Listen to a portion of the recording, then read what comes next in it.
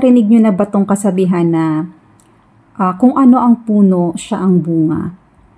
So, ano yung naaalala nyo na explanation sa atin ng mga teachers?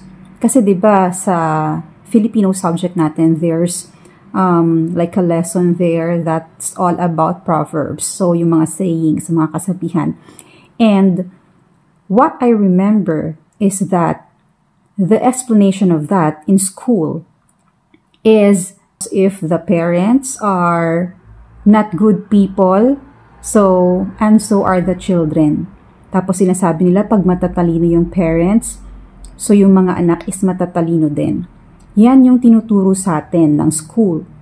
And ganon din yung mga elderly, lalo na yung mga religious people, sasabihin nila, ay totoo yan, kung ano ang puno siya ang bunga, kasi nasa Bible yan.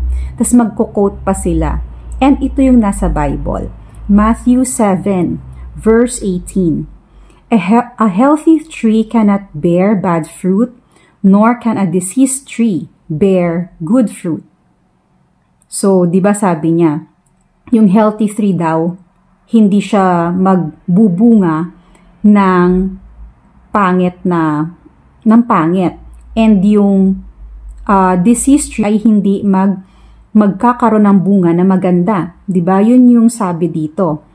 And yan yung pinanghahawakan ng mga tao or lalo na yung mga elderly na yan talaga yung nakalagay sa Bible. But then, do you know that that is perverted? And that is the danger of just listening to hearsays. Yung hindi ikaw talaga mismo ang nagbabasa ng Bible kasi nagko-quote lang sila ng isang verse without really reading, let's say, the whole chapter or the previous verses as well as the latter part of that passage. Kasi ang ibig sabihin niyan, it's not about all the lahi or the lineage.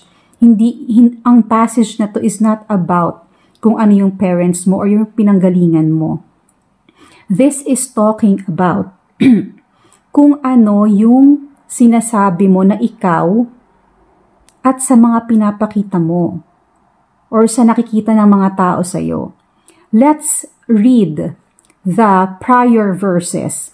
Sa verse 15, beware of false prophets who come to you in sheep's clothing, but inwardly are ravenous wolves.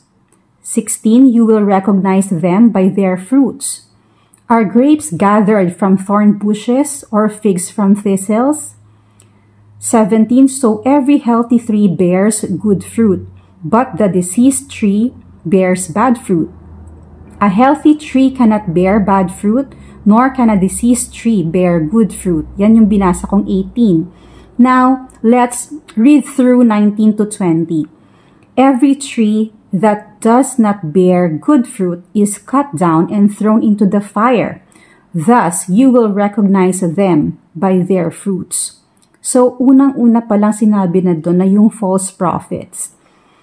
So, ang ibig sabihin nito, let's say ikaw ay sasabihin mo, I am a follower of God. I am a child of God.